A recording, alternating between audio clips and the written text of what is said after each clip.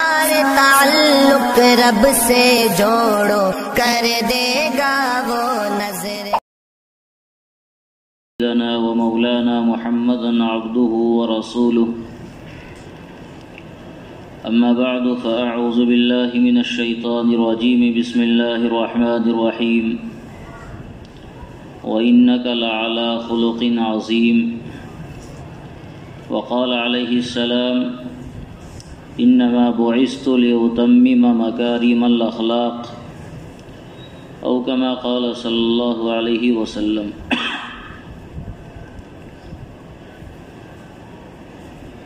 اس دنیا کا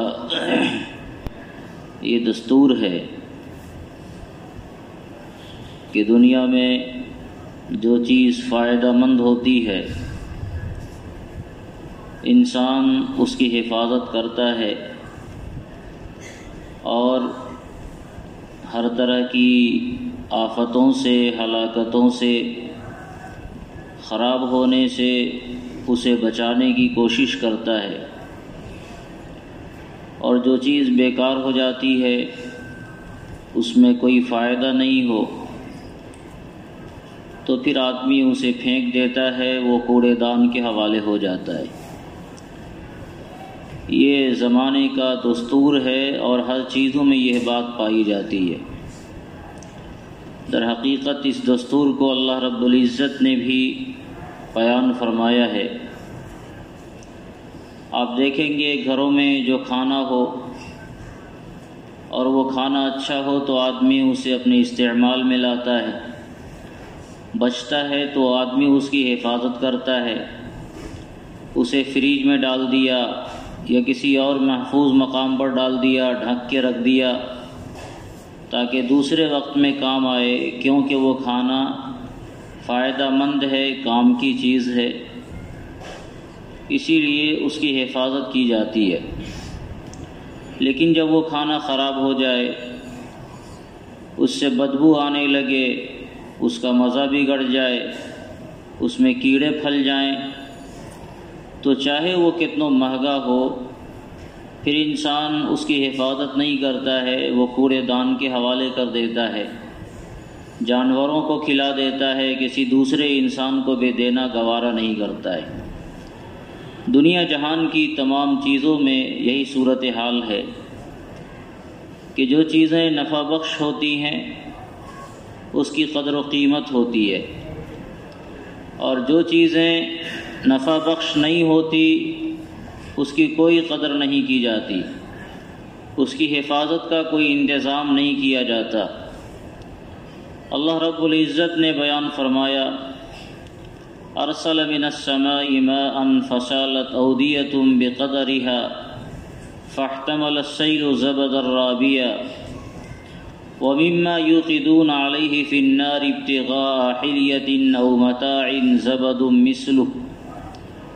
حق اور باطل کی مثال دیتے ہوئے اللہ رب العزت نے دو مثالیں دی. ایک تو یہ بتایا کہ جب کبھی سیلاب آتا ہے، کہیں پانی کا بہاؤ ہوتا ہے، تو یہ بہتا ہوا پانی اپنے ساتھ خس و خاشاک کو بھی ساتھ لے چلتا ہے، جھاڑ جھنکاڑ کو بھی ساتھ لے چلتا ہے، اور اس کے ساتھ بہت سی غیر نافع چیزیں جس کا کوئی نفع نہیں ہے وہ پانی کے رو میں بہنے لگتی ہیں اور اس کے ساتھ ساتھ ہو لیتی ہیں. پھر کیا ہوتا ہے؟ پھر یہ ہوتا ہے کہ وہ پانی جو نفع بخش ہے کسی گڑھے میں چلا گیا، کسی دریا میں چلا گیا، کسی کام والی زمین کے اندر وہ جذب ہو گیا، اور اس سے کھیت لہلہانے لگے، پودے نکلنے لگے، ہریالی آ گئی. لیکن وہ جو خس و خاشاک لے کر بہا رہا تھا، یہ خس و خاشاک کہیں کنارے لگ گیا، اور لوگ بھی اس کی حفاظت نہیں کرتے ہیں، اور وہ بھی ادھر ادھر لگ کر کہیں پھنس کر وہ خود بھی ہلاک اور برباد ہو جاتا ہے. اس کا کوئی فائدہ نہیں ہے، اسی لیے اس کی کوئی قدر و قیمت نہیں ہے. اسی طرح اللہ رب العزت نے مثال دی: مما یوقدون علیہ فی النار ابتغاء حلیۃ او متاع زبد مثلہ.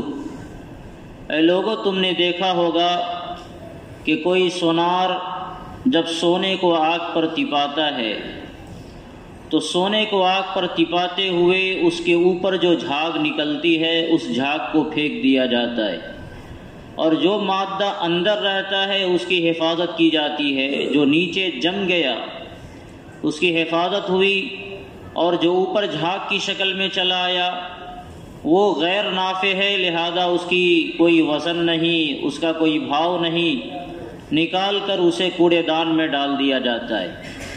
یہ صرف سونے ہی کی مثال نہیں، او متاع، دنیا جہان کی جو چیزیں آگ پر ڈالی جاتی ہیں اس کے جھاگ کو نکال دیا جاتا ہے، وہ بے قیمت ہوتی ہے، اس کی کوئی قدر و قیمت نہیں ہوتی۔ اللہ رب العزت نے پھر فرمایا اما الزبد فیذهب جفاء، جو جھاگ ہے اسے ختم ہونا ہی ہے، واما ما ينفع الناس فيمكث في الارض، اور جو لوگوں کے لیے فائدہ مند ہے اللہ تعالیٰ اسے زمین کے اندر جمع دیتا ہے۔ یہ ہے فطرت کا اصول جس کو اللہ رب العزت نے بیان فرمایا کہ جو چیزیں انسان کے لیے فائدہ مند ہیں، ما ينفع الناس، جو چیزیں انسان کے لیے فائدہ مند ہیں، اللہ رب العزت اس فائدے کی چیز کو جمع دیتا ہے، اسے دوام عطا کرتا ہے، اسے استقامت بخشتا ہے، اور وہ چیزیں اپنے وجود کو نہیں کھوتی، ثابت رہتی ہیں، باقی رہتی ہیں، اور اس طرح لوگوں کو فائدہ پہنچاتی ہیں۔ اور جو چیزیں جھاگ ہیں اس کا وجود ختم کر دیا جاتا ہے، کیونکہ وہ غیر نافع ہے، اس کا کوئی فائدہ انسانیت کو نہیں ہے، اس لیے اسے ختم کر دیا جاتا ہے۔ قرآن کریم نے اس مضمون کو تو اس پس منظر میں بیان فرمایا کہ حق اور باطل میں باطل جھاگ ہے، وہ مٹنا ہے، اللہ تعالیٰ اسے مٹا کر رہے گا، اور جو حق ہے وہ انسانیت کے لیے نافع ہے تو حق ہمیشہ ثابت قدم رہے گا، وہ جمع ہوا رہے گا، وہ ختم ہونے والا نہیں ہے۔ اسلام دین حق ہے، اسلام کو مٹایا نہیں جا سکتا ہے۔ کفر باطل ہے، وہ جھاگ کے مانند ہے، چاہے اس جھاگ کی دنیا والوں کی نگاہ میں کتنوں قدر و قیمت ہو جائے مگر اسے مٹنا ہے۔ اس جھاگ کا وزن کتنوں زیادہ ہو جائے، سمندر میں آپ نے دیکھا ہوگا جب پانی کا مد و زجر اٹھتا ہے تو جھاگ پہاڑوں سے بات کرنے لگتے ہیں، لیکن وہ بے قیمت ہوتی ہے، اس کی کوئی حیثیت نہیں ہوتی، جس طرح وہ بلند ہوتی ہے اسی طرح ختم بھی ہو جاتی ہے۔ اور جو چیزیں لوگوں کے فائدے کے لیے ہے وہ زمین کی تہوں میں دب جاتی ہیں، سونا ہے، چاندی ہے، ہیرے جواہرات ہیں، قیمتی پتھر ہیں، معادن ہیں، یہ سب چیزیں زمین میں جم کر لوگوں کے فائدے کا کام دیتی ہیں اور انسانیت کے لیے نافع بنتی ہے۔ قرآن کریم نے یہ اصول انسانیت کو ہر معاملے میں دیا۔ خود انسان اگر نافع ہوگا دنیا والوں کے لیے، اس سے انسانیت کو فائدہ پہنچے گا، اللہ رب العزت اسے استقامت نصیب فرمائیں گے، اور اگر انسان بے قیمت ہوگا تو وہ جھاگ کی طرح مٹا دیا جائے گا، اس کا وجود ختم کر دیا جائے گا، اس کی ہستی باقی نہیں رہے گی۔ اس لیے انسانیت کے لیے ضروری ہے کہ انسان نافع بن کر زندگی گزارے، دنیا والوں کے لیے فائدہ مند بن کر زندگی گزارے۔ اگر وہ یہ سمجھتا ہے کہ ہمیں اپنے وجود کو برقرار رکھنا ہے تو وہ صرف اپنی زندگی نہیں گزارے، وہ دوسروں کے لیے زندگی گزارے۔ اس کی اپنی زندگی اپنی ذات کے لیے نہیں ہو، اس کی زندگی دوسروں کی ذات کے لیے ہو، دوسروں کو نفع پہنچانے کے لیے، دوسروں کو آرام پہنچانے کے لیے اس کی زندگی ہو۔ اگر ہماری زندگی خدمت خلق کے لیے وقف ہوگی، ہماری زندگی انسانیت کے لیے نافع ہوگی، ہماری زندگی لوگوں کے کام آنے والی ہوگی، تو اللہ رب العزت اس زندگی کو استقامت بخشے گا، اور جو بھی اللہ نے زندگی دی ہے، چاہے وہ 2-4 دن کی زندگی ہو یا 100 سال کی زندگی ہو، اس مختصر زندگی میں بھی اللہ رب العزت آپ سے بڑا کام لے لیں گے۔ اور اگر ہماری زندگی انسانیت کے لیے نفع بخش نہیں ہے تو پھر وہ زندگی بے کام کی ہوتی ہے، جھاگ کی مانند ہوتی ہے، وہ رہ کر بھی گویا بغیر کام کے ہوتی ہے، اس کا کوئی وجود نہیں ہوتا ہے۔ بڑے بڑے ایسے اکابرین گزرے جس کی زندگی بہت مختصر اللہ رب العزت نے دی، لیکن اس مختصر زندگی میں اللہ تعالیٰ نے ان سے اتنا بڑا کام لیا کہ چونکہ وہ انسانیت کے لیے نافع بنے ہوئے تھے، کسی کی زندگی 30 سال، بڑے بڑے ایسے علماء گزرے ہیں جن کا نام، جن کے تذکرے کتابوں کے اندر باقی ہیں، جن کی تصنیفات باقی ہیں، اور جن کے علوم کو پڑھ کر معلوم ہوتا ہے کہ یہ بندہ علوم کا پہاڑ ہے، یہ علوم کا سمندر ہے، اور اتنا علم شاید 100 سال میں حاصل کیا جا سکتا ہے۔ تو ان کی زندگیوں کو دیکھ کر اور پڑھ کر آپ کو لگے گا کہ شاید بہت لمبی زندگی انہیں ملی ہوگی اور اس لمبی زندگی میں انہوں نے یہ کام کیا ہوگا، لیکن جب آپ ان کی عمر کا اندازہ نہیں بلکہ تاریخ سے ان کی عمر کو دیکھیں، ان کے عمر وفات کو دیکھیں، تو آپ کو معلوم ہوگا کہ بڑی مختصر زندگی تھی، لیکن اس مختصر زندگی میں اللہ تعالیٰ نے ان سے بڑا کام لیا ہے۔ کئی ایسے نام ہیں 30 سال، 32 سال، 40 سال، 50 سال کے اندر لوگوں کا انتقال ہوا ہے، لیکن ان کے کارنامے، ان کے علوم، ان کی خدمات ایسی دیکھنے کو ملتی ہے کہ لگتا ہے کہ شاید صدیوں وہ دنیا میں زندہ رہے ہوں گے اور اس کے بعد انہوں نے امت کے لیے اتنا بڑا کام کیا ہوگا۔ تو انسان کو اللہ رب العزت نے نافع بنایا، اور قرآن کریم نے یہ وعدہ کیا کہ جو آدمی انسانیت کے لیے نافع ہوگا، نفع بخش ہوگا، وہ دوسروں کے کام آنے والا ہوگا، تو اللہ تعالیٰ اسے جمع کر رکھیں گے، انسانیت کو اس سے فائدہ پہنچائیں گے، اور جو انسانیت کے لیے نفع بخش نہیں ہوگا اس کا وجود ہوتے ہوئے بھی نہیں ہوگا، وہ رہ کر بھی مٹا ہوا ہوگا، اس کے وجود کی حیثیت ایسی ہی ہوگی جیسے جھاگ ہے، دیکھنے میں تو وہ پہاڑ معلوم ہوتا ہے لیکن اس کی کوئی ہستی نہیں ہوتی ہے، آپ اسے چھوئیں تو وہ آپ کے ہاتھ کے اوپر برقرار نہیں رہے گا، سیکنڈوں میں اس کا وجود ہاتھ کے اوپر ختم ہو جائے گا۔ یہ پیغام اللہ رب العزت نے انسانیت کو دیا، اور اسی لیے اس دین کا جو سب سے اہم پیغام ہے، سب سے بڑا پیغام ہے، وہ پیغام جناب رسول اللہ صلی اللہ علیہ وسلم کے ذریعے دیا گیا، انما بعثت لاتمم مکارم الاخلاق۔ اے لوگوں، میں اس لیے دنیا کے اندر بھیجا گیا ہوں تاکہ میں مکارم اخلاق کی تکمیل کروں۔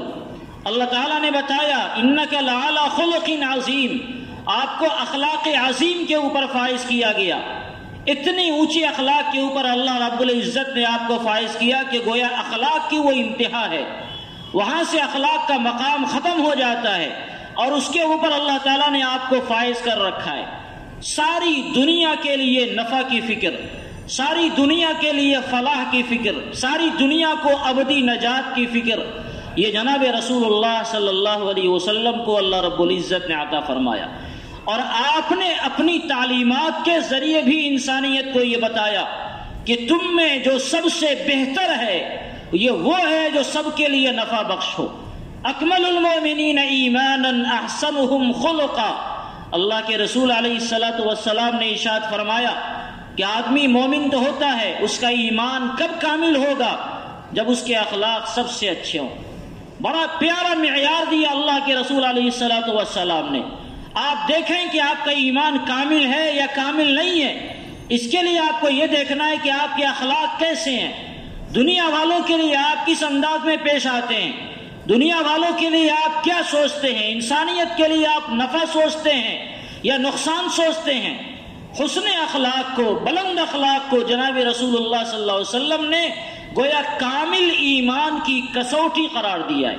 ایک روایت میں آپ علیہ السلام نے ارشاد فرمایا الدین النصیحہ، دین خیرخواہی کا نام ہے، دین نام ہے خیرخواہی کا، عربی جملہ، 2 لفظ کا یہ جملہ ہے، بڑا جامع جملہ ہے، عربی پڑھنے پڑھانے والے جانتے ہیں یہ مبتدا خبر کی ترکیب ہے، اور عام طور سے مبتدا معرفہ ہوا کرتا ہے اور خبر نکرہ ہوتی ہے، یعنی اگر اس جملے کو بیان کرنا تھا تو یہ بیان کرنا تھا الدین و نصیحت، نصیحت کے اوپر الف لام کو داخل نہیں کرنا تھا، خبر نکرہ ہوتی ہے اور مبتدا معرفہ ہوتا ہے، لیکن یہاں الدین و النصیحہ کے ذریعے اللہ کے رسول علیہ السلام نے ایک بڑا عجیب پیغام دیا۔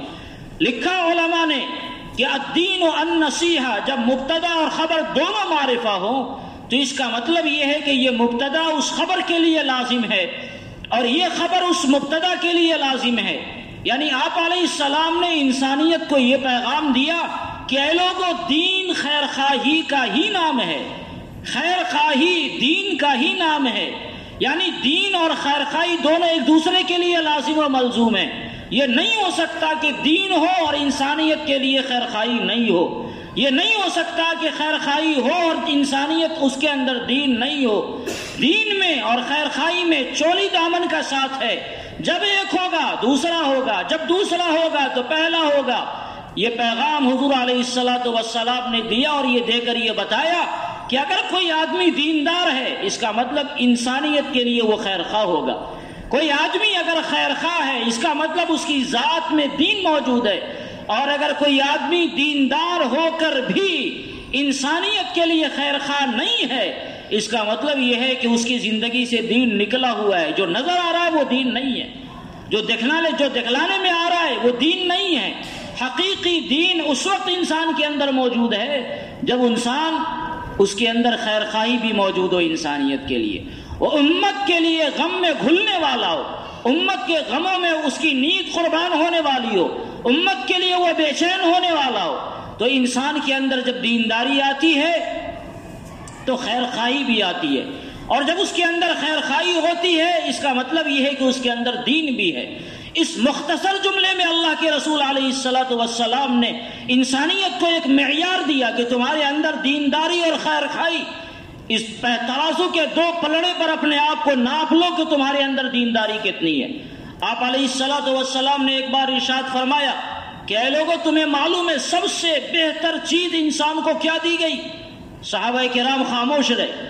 آپ نے دوبارہ ارشاد فرمایا، صحابہ کرام خاموش رہے، تو آپ نے فرمایا کہ انسانوں کو سب سے بہتر جو چیز دی گئی ہے وہ حسن اخلاق ہے۔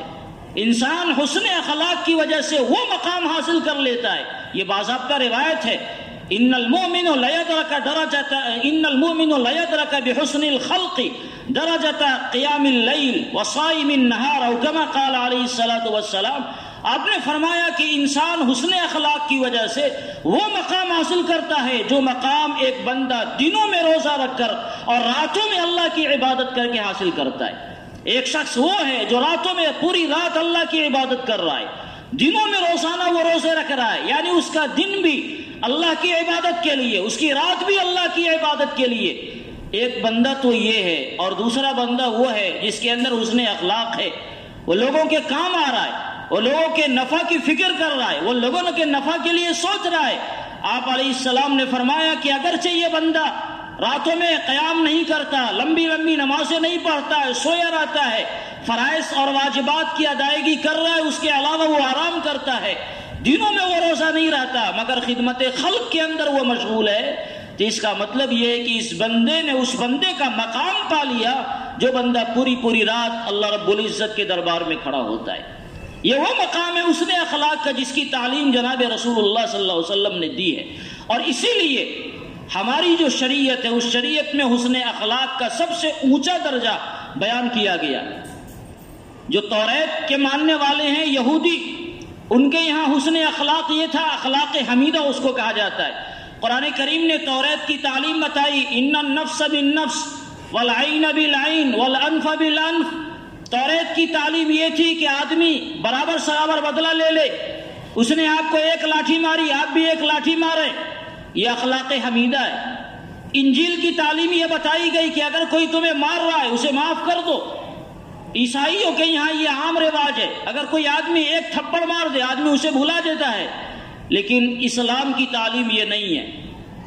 یہ یقیناً اخلاق کا بھی درجہ ہے، لیکن اسلام کی تعلیم اتنا ہی نہیں ہے۔ اسلام کی تعلیم یہ ہے، قرآن کریم نے بیان کیا، فاعف عنہم، اے نبی اپنے صحابہ کرام کو آپ بخش دیں، واستغفر لہم، آپ ان کے لیے استغفار کریں، وشاورہم فی الامر، صحابہ کرام سے ایک معاملے میں کوئی ایسی چوک ہو گئی، اللہ کے رسول علیہ السلام کو تکلیف ہوئی، اللہ رب العزت نے آیت نازل فرمائی کہ صحابہ کرام کو معاف فرما دیں، ان کی غلطیوں پر ان کی گرفت نہیں فرماویں، اور صرف گرفت نہیں فرمانا ہے، نہیں اتنا ہی سے کام نہیں چلنے والا ہے، بلکہ آپ ان کے لیے آگے بڑھ کر اللہ سے استغفار بھی کریں۔ جو آدمی ہمیں تکلیف پہنچائے گا صرف یہی نہیں کہ ہم اسے معاف کر دیں، بلکہ اللہ کا حکم ہے کہ ان کے لیے دعائیں بھی کرو کہ وہ تکلیف پہنچانے والا نہیں ہو۔ یہ تعلیم دی جناب رسول اللہ صلی اللہ علیہ وسلم کو اللہ رب العزت نے، اور آگے بڑھایا کہ ان کے اپنے تعلقات کو بھی آپ استوار کریں، یہ نہیں کہ تکلیف پہنچ گئی تو انہیں سائڈ کر دیا جائے۔ وشاورہم فی الامر، اے نبی مشوروں میں انہیں اپنے شریک کیا کریں، اپنے معاملات میں انہیں شریک کیا کریں۔ کیا ہوگا؟ ادفع باللتی ہی احسن فَإِذَا الَّذِي بَيْنَكَ وَبَيْنَهُ عَدَاوَةٌ كَأَنَّهُ وَلِيٌّ حَمِيمٌ۔ جب آپ اخلاق کے اس اعلیٰ مقام پر فائز ہو کر دنیا والوں کے ساتھ حسن سلوک کا معاملہ کریں گے، وہ آپ کے لیے بد دعا کرے آپ اس کے لیے دعا دیں گے، وہ آپ کو گالی دے آپ اسے مٹھائی کھلائیں گے، تو فَإِذَا الَّذِي بَيْنَكَ وَبَيْنَهُ عَدَاوَةٌ كَأَنَّهُ وَلِيٌّ حَمِيمٌ۔ قرآن نے کہا کہ جس سے تمہاری دشمنی ہے وقت آئے گا وہ تمہارا دوست بن جائے گا۔ اخلاق کا وہ عظیم مقام جس کو اخلاق عظیمہ قرآن کریم نے کہا، اِنَّكَ لَعَلَىٰ خُلُقٍ عَظِيمٍ، آپ اخلاق کے انتہائی اعلیٰ مرتبے پر فائز ہیں۔ وہ یہ ہے کہ اگر کوئی دشمن آپ کو برا کہے تو برا نہیں کہنا، اسے معاف کر دینا ہے۔ اتنا ہی پر بس نہیں کرنا ہے، اس کے لیے معافی کی دعا بھی کرنی ہے، استغفار بھی کرنا ہے، اور اتنا ہی پر بس نہیں کرنا ہے، اپنے معاملات میں اسے شریک بھی کرنا ہے۔ قرآن کریم نے اور کہا وَالْكَاظِمِينَ الْغَيْظَ وَالْعَافِينَ عَنِ النَّاسِ وَاللَّهُ يُحِبُّ الْمُحْسِنِينَ۔ تین درجہ بتایا۔ غصہ کو ایمان والوں کی علامت بتائی گئی، غصے کو پی جانے والے، غصہ آیا اسے پی گئے۔ اور کیا کیا؟ وَالْعَافِينَ عَنِ النَّاسِ، اس کو معاف بھی کر دیا۔ اور کیا کیا؟ صرف معاف کرنے پر احسان نہیں کیا، وَاللَّهُ يُحِبُّ الْمُحْسِنِينَ، اللہ تعالیٰ احسان کرنے والوں کو، حسن سلوک کرنے والوں کو پسند کرتے ہیں۔ تمہیں تعلیم دے رہا ہے کہ صرف معاف کرنے پر کام نہیں چلاؤ، ان کے ساتھ حسن سلوک کا بھی معاملہ کرو۔ حضرت صدیق اکبر رضی اللہ تعالی عنہ، ایک واقعہ ہے جس کو قرآن کریم نے 18ویں پارے میں بیان کیا ہے، واقعہ افک اسے کہا جاتا ہے۔ اس واقعے کی کچھ تفصیلات اور بڑی لمبی تفصیلات روایات کے اندر بھی آئی ہیں۔ حضرت اماں عائشہ صدیقہ رضی اللہ تعالی عنہا پر کچھ ظالموں نے غلط الزام لگایا، جس کی برات کا اعلان قرآن کریم نے کیا ہے۔ تقریباً 10 یا 20 آیتوں میں اس کی برات کا اعلان کیا گیا۔ اس میں ایک صحابی بھی اس واقعے میں ملوث ہو گئے تھے، اور اتفاق سے وہ صحابی حضرت ابوبکر صدیق رضی اللہ تعالی عنہ کی پرورش میں تھے، آپ کے احسانات تھے، ہمیشہ آپ ان کا خیال رکھتے تھے۔ اور افواہ ایسی ظالموں نے پھیلائی کہ اس افواہ کے اندر 3 ایمان والے صحابہ کرام میں بھی 3 ایمان والے اس سے متاثر ہو گئے۔ اللہ رب العزت نے انہیں معاف کر دیا ہے، قرآن کریم نے ان کی معافی کا اعلان کیا، اس لیے ہمیں آپ کو کچھ کہنے کا حق نہیں ہے۔ ایک حادثہ تھا، افواہ پھیلی، 3 صحابہ کرام اس میں ملوث ہو گئے، جس میں ایک صاحب تھے جو حضرت صدیق اکبر رضی اللہ تعالیٰ عنہ کی ماتحتی میں زندگی گزار رہے تھے۔ جب صدیق اکبر رضی اللہ تعالیٰ عنہ کو اس واقعے کی اطلاع ملی تو انہوں نے طے کر لیا کہ اب اس بندے کو خوراک ہم نہیں دیں گے، ان کی خوراک بند کر دی جائے گی، یعنی جس تھالی میں کھاؤ اسی تھالی میں چھید کرو۔ ہم تو ان کے ساتھ احسان کا، حسن سلوک کا معاملہ کرتے ہیں، یہ بندہ ہمارے ساتھ ہمیشہ رہتا ہے، اور ہمارے گھر میں رہ کر اس نے ہمارے حرم پر بے احترامی کا الزام لگایا۔ ناراضگی تھی، غصہ تھا، اس لیے منع کر دیا کہ اب ان کو آئندہ ہم کچھ نہیں دیں گے۔ انہوں نے تو کچھ نہیں کہا، منانے نہیں آئے کہ آپ ہم سے ناراض ہو گئے، لیکن اللہ رب العزت صدیق اکبر کو منا رہا ہے اور فرماتا ہے وَلَا يَأْتَلِ أُولُو الْفَضْلِ مِنْكُمْ وَالسَّعَةِ أَنْ يُؤْتُوا أُولِي الْقُرْبَى وَالْمَسَاكِينَ وَالْمُهَاجِرِينَ فِي سَبِيلِ اللَّهِ وَلِيَعْفُوا وَلِيَصْفَحُوا أَلَا تُحِبُّونَ أَنْ يَغْفِرَ اللَّهُ لَكُمْ۔ قرآن کریم نے صدیق اکبر کو منایا کہ صدیق، یہ آپ کی شان نہیں ہے کہ ان باتوں کی وجہ سے آپ اتنے ناراض ہو جائیں کہ ان کے ساتھ حسن سلوک کو بند کر دیں۔ یہ اہل فضل کی شان نہیں ہے، یہ اہل وسعت کی شان نہیں ہے۔ ان لوگوں کی شان یہ ہے کہ وہ اللہ نے دیا تو وہ دیتے رہیں دنیا والوں کو، اور وَلِيَعْفُوا، آپ معاف کر دیں، وَلِيَصْفَحُوا، آپ درگزر کر دیں، اس واقعے کو بھلا جائیں۔ قرآن کریم نے کہا أَلَا تُحِبُّونَ أَن يَغْفِرَ اللَّهُ لَكُمْ، کہ آپ اس بات کو پسند نہیں کرتے کہ اللہ تعالیٰ بھی آپ کو معاف کر دے؟ صدیق اکبر نے کہا بھلا میں کیوں پسند نہیں کروں گا، اور پھر جو احسان تھا اسے جاری کر دیا، اس کو جو بند کرنے کا عہد کیا تھا اس عہد کو ختم کر دیا۔ یہ ہے قرآن کریم کا معیار کہ اخلاق حمیدہ نہیں، اخلاق کریمہ نہیں، تمہارے اندر اخلاق عظیمہ آنی چاہیے۔ انسان کا معیار اخلاق کے اعتبار سے اتنا بلند ہو جائے کہ کوئی آدمی اسے دیکھے تو اس سے اچھائی کی امید رکھے اور برائی کی امید نہیں رکھے۔ جناب رسول اللہ صلی اللہ علیہ وسلم نے ارشاد فرمایا، ایک بار آپ صحابہ کرام کے درمیان صحابہ بیٹھے ہوئے تھے، آپ علیہ السلام تشریف لائے اور کھڑے کھڑے آپ نے فرمایا، میں بتاؤں تم میں سب سے برا آدمی کون ہے اور سب سے بھلا آدمی کون ہے؟ اس سوال کو آپ نے 3 بار دہرایا، صحابہ کرام خاموش رہے۔ ایک بار دہرایا، دوسری بار دہرایا، پھر آپ نے 6 بار دہرایا۔ تو ایک صحابی نے عرض کیا، یا رسول اللہ ضرور بتایا جائے۔ صحابہ کرام عام طور سے ادباً خاموش رہتے تھے کہ شاید کوئی اور بات آقا علیہ السلام کرنے والے ہیں، اس لیے ٹوکا نہیں جائے۔ جب 3 مرتبہ یہ سوال کیا گیا تو اب احساس ہوا نہیں، اس سوال کا جواب ہم سے طلب کیا جا رہا ہے۔ تو ایک صحابی نے عرض کیا، یا رسول اللہ ضرور بتایا جائے کہ برا کون ہے بھلا کون ہے؟ آپ علیہ السلام نے ارشاد فرمایا کہ سنو، جس آدمی سے لوگ خیر کی بھلائی کی توقع رکھتے ہیں اور اس کے شر سے لوگ محفوظ رہیں، وہ تم میں کا سب سے اچھا آدمی ہے۔ جب وہ سامنے آئے تو اس سے بھلائی کی توقع لوگ رکھتے ہیں اور مطمئن ہے کہ ساری دنیا سے ہمیں تکلیف پہنچ سکتی ہے، اس بندے سے ہمیں کوئی تکلیف نہیں پہنچ سکتی۔ جو آدمی اس معیار پر سماج میں اور معاشرے میں دیکھا جاتا ہو، آپ علیہ السلام نے فرمایا کہ یہ بندہ سب سے بہتر بندہ ہے۔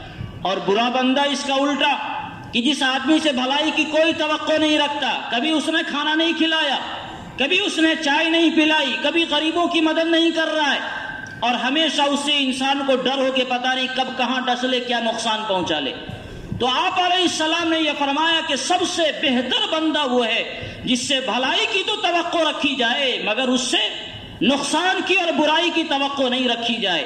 یہ وہ حسن اخلاق ہے جس کی تعلیم آقا علیہ السلام نے دی۔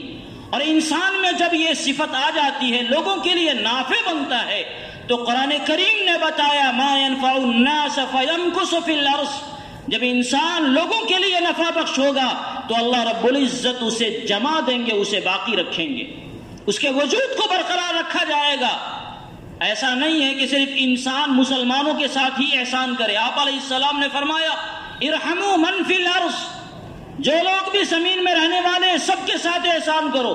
زمین میں صرف مسلمان ہی نہیں بستے ہیں، ایمان والے ہی نہیں بستے، ایمان والا بھی ہے، غیر ایمان والا بھی ہے، غیر ایمان والے میں ہمارے اپنے بھی ہیں، غیر بھی ہیں، پڑوسی بھی ہیں، اڑوس پڑوس کے لوگ بھی ہیں، ہمارے دشمن بھی ہیں، ہر طرح کے لوگ ہیں۔ آپ علیہ السلام نے ارشاد فرمایا ارحموا من فی الارض، زمین والوں کے ساتھ تم رحم کرو، نتیجہ یرحمکم من فی السماء، آسمان والا تمہارے اوپر رحم کرے گا۔ حضور علیہ السلام نے جو وحی کی ابتدا ہوئی تھی، بخاری شریف میں یہ تفصیلی واقعہ لکھا ہوا ہے۔ اللہ کے رسول علیہ السلام غار حرا میں جاتے تھے اور اللہ کی عبادت کرتے تھے۔ ایک بار سیدنا جبرائیل علیہ السلام تشریف لائے، جب سب سے پہلی وحی نازل ہوئی، واقعے کی تفصیلات کیا ہیں اس سے قطع نظر۔ حضور علیہ السلام کو حضرت جبرائیل علیہ السلام نے فرمایا اقرا، آپ پڑھیے۔ آپ نے فرمایا میں نہیں پڑھ سکتا۔ حضرت جبرائیل علیہ السلام نے سینے سے لگایا اور زور سے پکڑ کے بھینچا، جس سے لگا کہ آپ کی ہڈیاں ٹوٹنے لگی، پھر چھوڑ دیا، پھر کہا اقرا پڑھیے۔ آپ نے فرمایا میں نہیں پڑھ سکتا، میں پڑھا لکھا نہیں ہوں۔ پھر حضرت جبرائیل نے ایسے ہی بھینچا، پھر تیسری مرتبہ فرمایا پڑھیے، تو اللہ کے رسول علیہ السلام کی زبان مبارک سے قرآن کریم کی وہ آیت جاری ہو گئی، اقرأ بسم ربک الذی خلق۔ 5 آیتوں جو سب سے پہلی وحی ہے وہ نازل ہوئی۔ اس کے بعد اللہ کے رسول علیہ السلام گھر تشریف لائے، انتہائی گھبرانے ہوئے۔ یہ پہلی مرتبہ ایک عجیب واقعہ پیش آیا تھا، تو اللہ کے رسول علیہ السلام گھبرائے ہوئے تھے۔ سب سے پہلے سیدنا خدیجہ رضی اللہ تعالی عنہا جو آپ کی زوجہ مطہرہ تھی ان کے پاس تشریف لائے اور فرمایا کہ گھبراہٹ کی وجہ سے مجھے بہت تیز ٹھنڈ لگ رہی ہے، مجھے چادر اڑاؤ، زملونی، مجھے چادر اڑایا جائے۔ چادر اڑایا گیا، آپ کو سکون ملا۔ اس کے بعد آپ نے حضرت خدیجہ سے فرمایا کہ مجھے اپنی جان کی ہلاکت کا اندیشہ ہے، آج میرے ساتھ بڑا عجیب واقعہ پیش آیا، میری جان کی ہلاکت ہے، نہ جانے ہمارا خاتمہ ہو جائے۔ تو آپ کو معلوم ہے سیدہ خدیجہ رضی اللہ تعالی عنہا نے کیا الفاظ استعمال فرمائے۔ یہ نہیں پوچھا کہ واقعے کی تفصیلات کیا ہے، ہوا کیا یہ تو بتائیے میرے سرکار، نہیں، یہ بتایا کلا واللہ لا یخزیک اللہ ابدا، میرے سرتاج یاد رکھیے اللہ رب العزت آپ کو رسوا اور ہلاک نہیں کر سکتا ہے۔ کیوں نہیں ہلاک کرے گا؟ حضور علیہ السلام کو حضرت خدیجہ سے جب نکاح ہوا تھا تو حضرت خدیجہ نے آپ کے اخلاق کو، آپ کے اخلاق کریمانہ کو، آپ کے اخلاق عظیمہ کو دیکھا تھا۔ مالداری آپ میں آئی تھی حضرت خدیجہ سے نکاح کے بعد۔